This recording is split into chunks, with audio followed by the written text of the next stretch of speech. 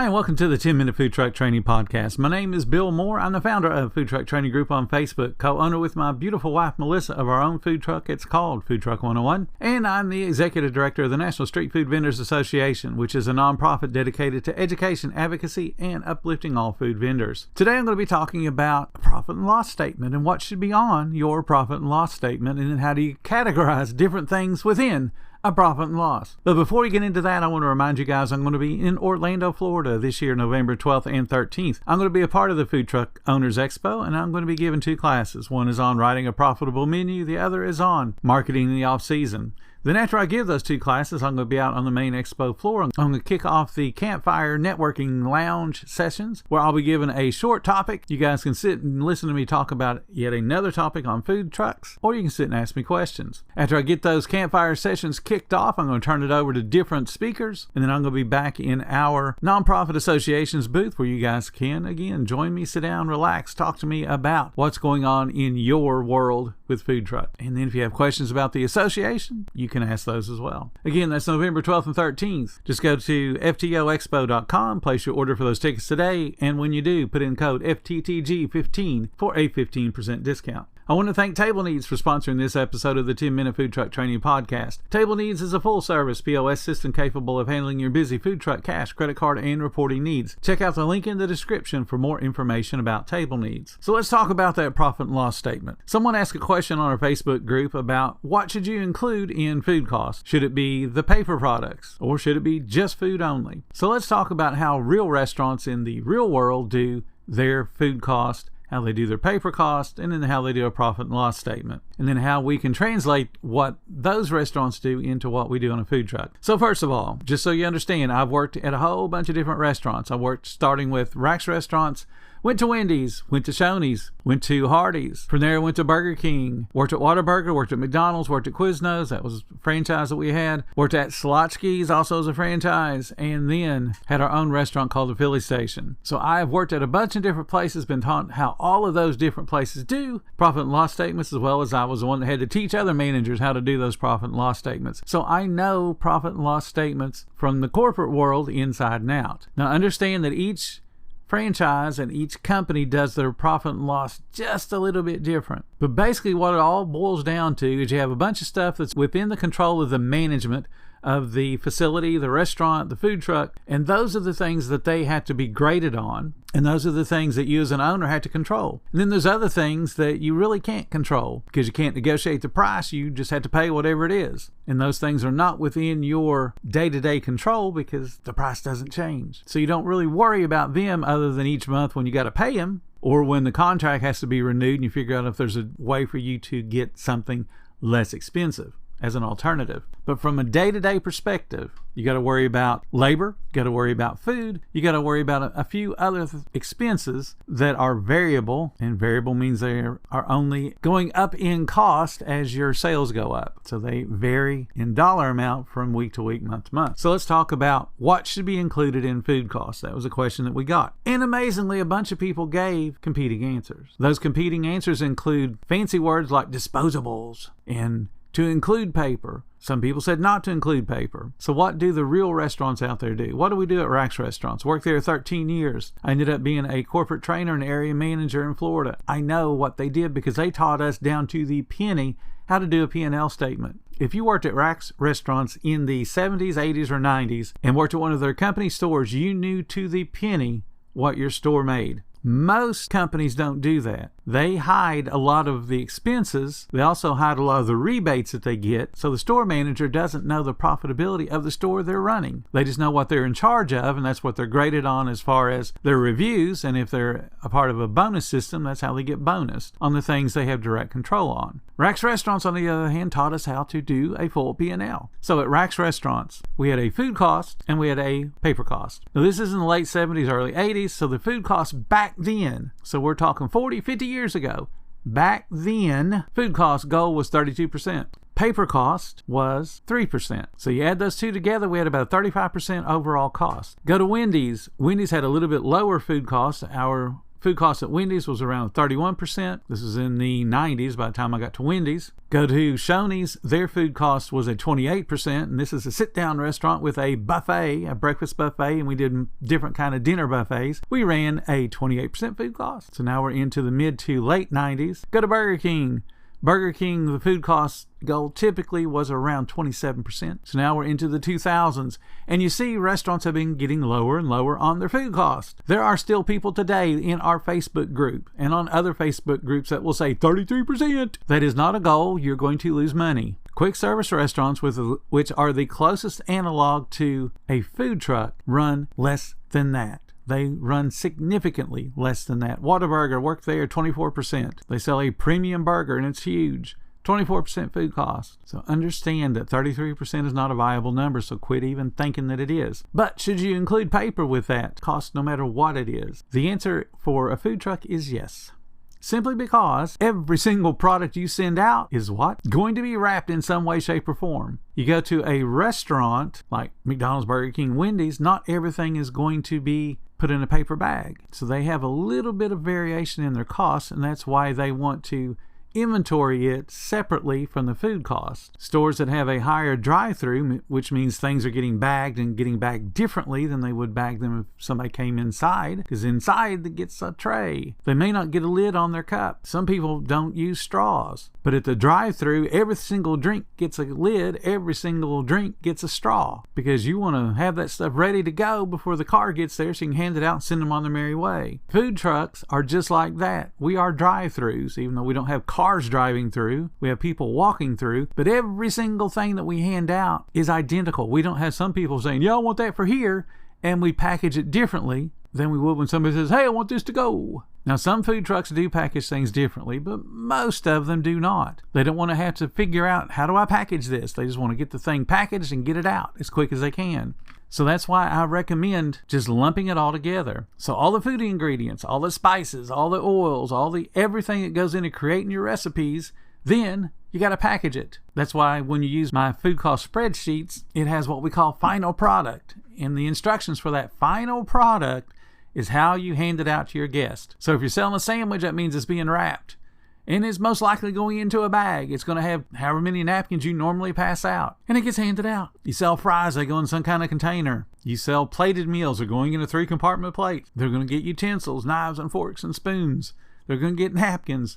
They might get packaged condiments like salt and pepper, ketchup, mustard. All that stuff has to be figured out, and we call it quote-unquote food cost, but add all that paper in there. You got to do that. That's on your profit and loss statement. One line.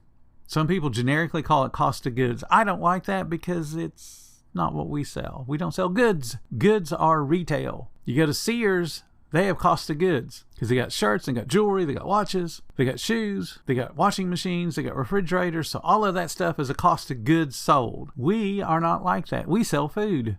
So we have a food cost. If you want to get technical, we have a food and paper cost. If you want to be like the fast food restaurants, absolutely split them out. Have a food cost, have a paper cost. But what you're going to find over time is they're going to be relative to each other, so you might as well just lump them together. So what else would go on a profit and loss statement if you got those two things together? Food cost. You're going to have a labor cost. You need to be on salary. As an owner, you need to be being paid for the work of your hands. Your employees obviously need to be paid too. So you're probably going to have a fixed labor cost, which would be your salary, and then a percentage labor cost for your employees. Now, the only way that works is if you are aware enough to send people home when it's slow. You look at your sales and go, man, it's kind of slow today. I'm going to go ahead and send somebody home. Who wants to volunteer to go home early today? And I guarantee you, if you have two employees, they're both probably going to throw their hands up in the air and say, yeah, I'd love to go home early. That's how employees are. I have never had an issue in 40-some years of doing this where I needed to send somebody home and I did not have a volunteer that wanted to go home early. So don't worry about, well, I'm cutting their hours. No, you're not. You're asking for somebody to go home early. They're volunteering to cut their own hours. People will do that. They can think of all kinds of things they'd rather be doing than working. You're giving them the chance to go do those things. You're the good guy. And if by some strange quirk of fate, nobody wants to volunteer to go home, then it's first in, first out. Who came in first? you go home first. I'm going to be fair. So that way the other people that came in later get a chance to get the same amount of hours you got. If they all came in at the same time, you have a scheduling problem. Because I can guarantee you, no matter how many people you brought in, you were not busy enough to merit that number of people when you flipped open the window. If you bring in 3 people plus you, that's 4 people on the truck. You better be opening to a line. If you're not opening to a line, you're wasting labor from the second you open your window. It doesn't take 4 employees to open up a food truck. I don't care how much prep work you got. It don't take that many people. We ran a Shoney's. The Shoney's we had was a $3 million a year Shoney's in the mid-90s, which is a whole bunch of money. And we had a full breakfast bar. We had a full hot bar at dinner. So we were doing a whole bunch of prep work. Our prep team was a kitchen manager and usually 2, sometimes 3 prep employees. They came in early. They came in like 4 in the morning, did all the prep work, and were gone by 9 or 10. So they didn't actually cook on the lines. We had people that came in to cook on the lines, usually 1 or 2 cooks. You have to stagger your employees based on the workload.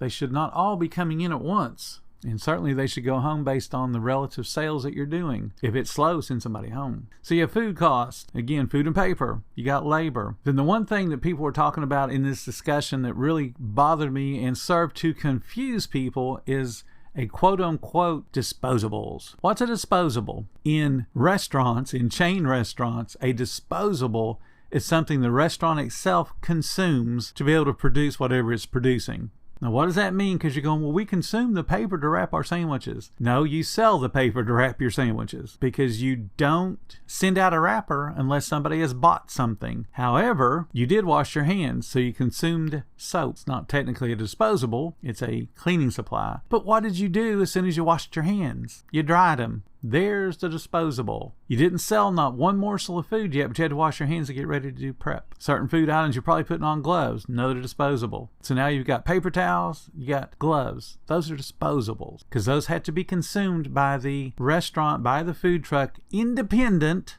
of sales. So I want you to think about this, and I've done this 2 times in my life, so you've probably done it maybe once, or if you don't do this long enough, you'll do it at some point. You look at the weather report and it says it's going to rain, and you say, no, it's not. I know it's not going to rain, and you decide to go out and get set up. So you go out and get set up, and let's say you have all the disposable things that every food truck owner wants to use. So that means that you're going to go set up, wash your hands. You're going to dry your hands, so now you've thrown away some paper towels. You've not made one sell yet. You put on some gloves and start prepping whatever the food is you're going to prep. You decide that you're one of those people that likes to use pan liners, so you fill up all the pans with pan liners, so you think you're saving yourself money later when you have to do dishes, so you have consumed those pan liners. They will at some point be thrown away. They're disposable. You still haven't made a sale yet. Let's say that you use baking products and you use tray liners to line the trays to make that cleaning process easier or to keep your food from sticking. So now you've got those disposable things. Haven't sold a bit of food yet. Let's say that you get all your prep work done and then the skies open up and it is a downpour and there's nobody going to come order food today. So you decide, well, crap, I'm just going to go ahead and close. And you close. So your business has consumed paper towels and gloves, tray liners, and pan liners, independent of sales. Now, the food that you prepped, in most cases is going to be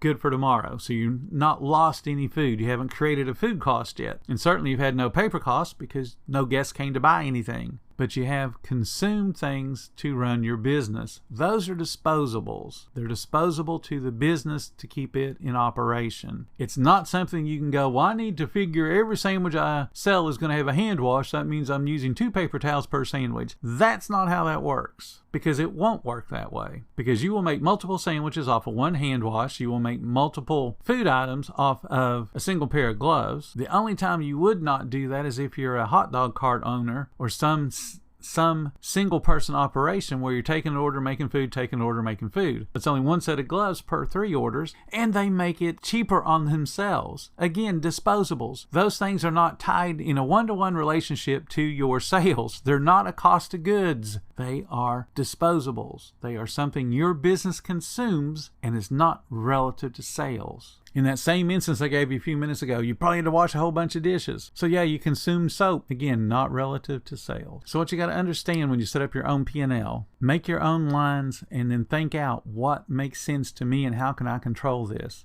How am I going to monitor it? What kind of budget am I going to set? How am I going to make sure that all these numbers that I'm tracking are the best, most optimum expenditure relative to my sales, and then track them. You can call it whatever you want, but just make sure that you are segregating out things that make no sense to be lumped together. Again, disposables. I mean, everything paper-wise that we give to a guest is thrown away. It's disposable, but it's not disposable to the business. Remember, if you don't make a sale, you're not wrapping anything. You're not using paper bags. You're not giving out napkins. That's a paper cost. Disposable cost would be you washing your hands and using paper towels, because you may have washed your hands and don't sell anything, but you still use those paper towels.